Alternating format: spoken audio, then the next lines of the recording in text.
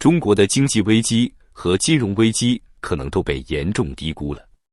很多人以为，只要官方数据还在可控范围，中国经济就没有大问题。但真实的危机往往藏在那些被忽视的细节里。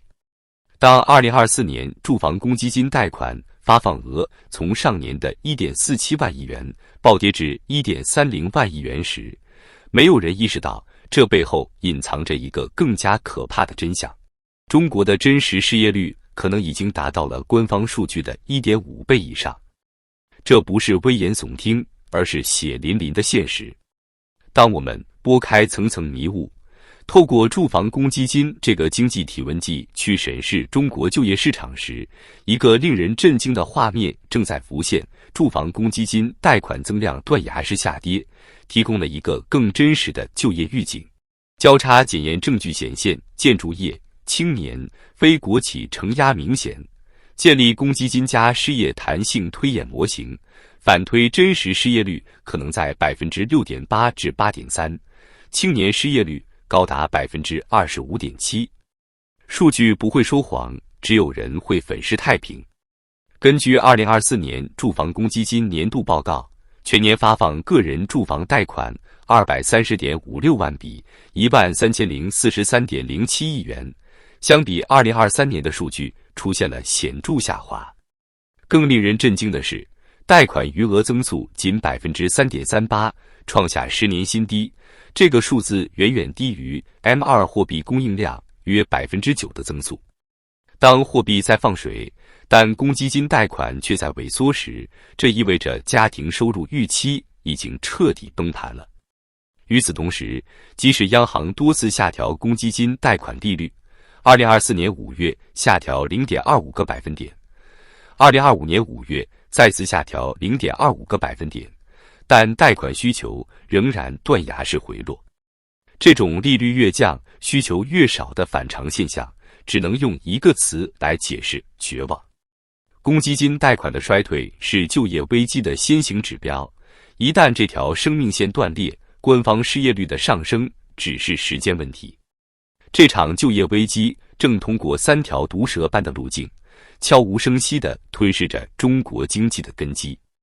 当企业连公积金都缴不起时，裁员还会远吗？建筑业和制造业首当其冲，大量岗位如雪花般飘散。2024年全国房地产开发投资同比下降 10.4%， 新建商品房销售面积下降 14.3%， 这背后是多少建筑工人失去了饭碗？数据显示，30岁以下借款人占比从往年的 40% 以上下降至 34.56%， 而这个群体恰恰是中国消费的主力军。当年轻人连房子都不敢想的时候，消费还能指望什么？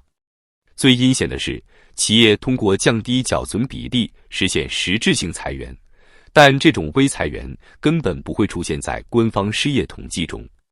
就像癌细胞在体内默默扩散，等你发现时已经晚了。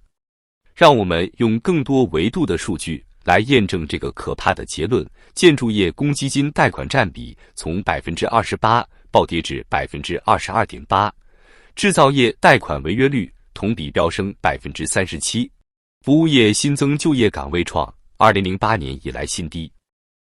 25至34岁这个购房主力群体的贷款占比下降了 11%， 这意味着中国最有活力、最能创造价值的一代人正在失去经济信心。非国有企业的公积金贷款增量减幅达到 54%， 而国有企业仅为 32%， 这种巨大的差异说明，民营经济正在承受着更加残酷的冲击。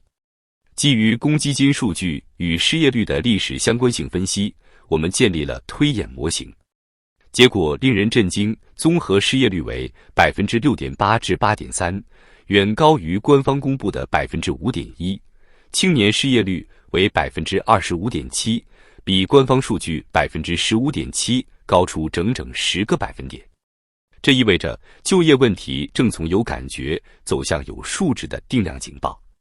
当数字开始说话时，现实已经不容回避。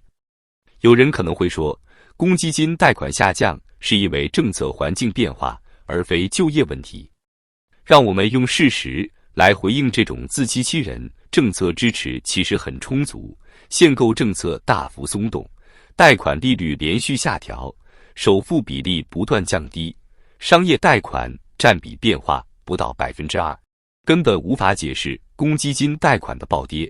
同期提前还贷量下降 21%， 说明问题绝非被动推迟还贷那么简单。这些证据都指向一个结论：公积金贷款的断崖式下跌，完全是由就业与收入疲软驱动的，而非信贷环境的技术性调整。让我们再用其他宏观数据来验证这个可怕的判断。工业企业利润2024年同比下降 3.3%， 即使在2025年第一季度也仅仅回升 0.8%。制造业 PMI 就业指数持续下行，多个月份低于50的荣枯线，证实了招工不足、裁员频发的残酷现实。这些数据与公积金贷款断层高度一致，共同描绘出一幅就业市场全面震荡的图景。当房地产这台经济发动机彻底熄火时，中国就业市场正在经历一场前所未有的寒冬。这不是简单的周期性调整，而是一场结构性的灾难。根据权威数据，2020年广义房地产部门直接拉动的城镇非私营单位就业人数约为1770万人，间接拉动的就业人数约为176万人，合计约为1945万人，约占城镇非私营单位就业人数的 11.4%。更令人震惊的是，2011年至2020年，广义房地产部门拉动的新增就业人数，年均约占当年城镇非私营单位新增就业人数的 20.8%。这意味着每5个新增就业岗位中就有1个与房地产相关。当这样一个就业巨无霸开始崩塌时，后果可想而知。让我们用冰冷的数字来描绘这场灾难的规模。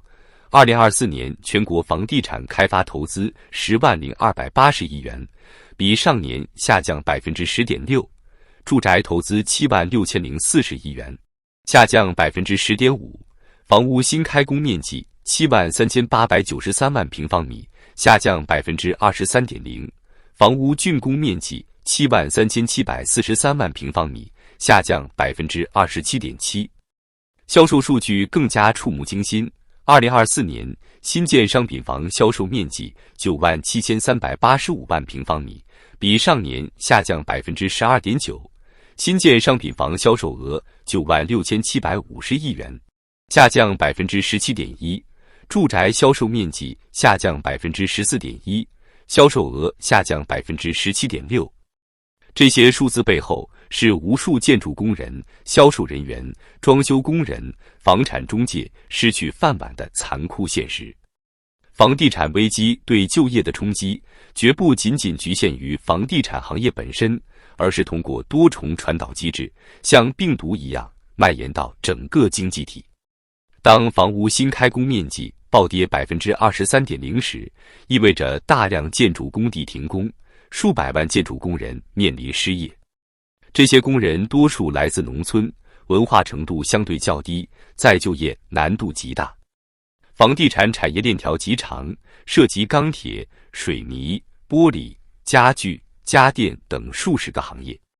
当房地产销售额下降 17.1% 时，这些行业的需求必然大幅萎缩，进而引发连锁裁员。房地产市场的低迷直接打击了居民财富预期。当人们的房产价值缩水时，消费必然谨慎，这直接冲击了餐饮、零售、娱乐等服务业的就业需求。在这场房地产危机中，最无辜也最悲惨的受害者是中国的年轻人。根据中国国家统计局数据，2024年10月16至24岁青年失业率为 17.1%， 连续4个月高于 17%。更可怕的是，2024年中国有1179万大学毕业生进入就业市场，预计明年增至1222万。对于这些毕业及失业、不得不依靠父母生活的年轻人，新词烂尾娃应运而生。2024年，在社交媒体上流行开来。这一现象类似于中国房地产市场的烂尾楼，反映了高等教育毕业生被迫接受低薪工作或选择躺平的绝望现实。2024年，中国大学毕业生当清洁工人数已是去年 4.2 倍。当高学历人才被迫去抢大妈的工作时，这个社会的就业结构已经彻底扭曲了。面对房地产市场的全面崩盘，中国政府终于在2024年下半年开始了史上最大力度的救市行动。中国央行推出一篮子的经济救市方案，包括降准降息，并释出达人民币1万亿元资金等房贷政策。存量房贷利率降至新发放房贷的利率水平，平均降幅约 0.5个百分点。二套房最低首付比例从 25% 下调到 15%。此政策可望惠及5000万户家庭， 1.5亿人口，平均每年减少家庭利息支出1500亿元。多达6万亿元人民币的白名单融资专项已向开发商释放流动性，城市更新与城中村改造同步推进，首付比例、贷款利率与购房资格门槛也全面松绑。然而，这些看似重磅的政策，实际效果却令人失望。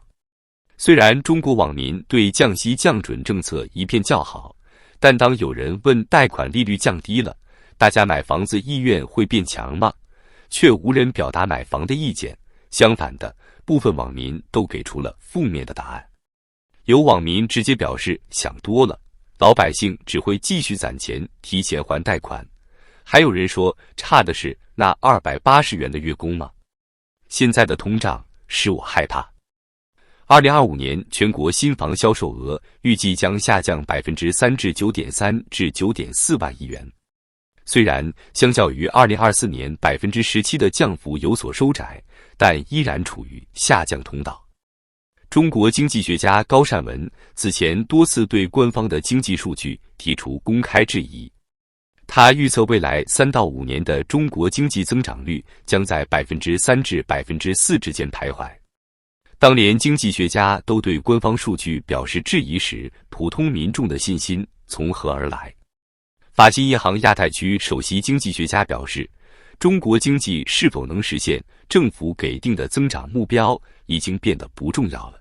全球投资者会因为中国达到了 5% 的增长而选择投资中国吗？不会。当2024年住房公积金贷款发放额暴跌，当青年失业率高达 25.7%， 当烂尾娃成为网络流行词时，我们必须承认，中国经济正在经历一场前所未有的就业危机。这场危机的根源不在于某项政策的失误，而在于整个经济发展模式的不可持续。房地产泡沫的破裂不过是这场危机的导火索。数据不会说谎，现实不容回避，一切才刚刚开始。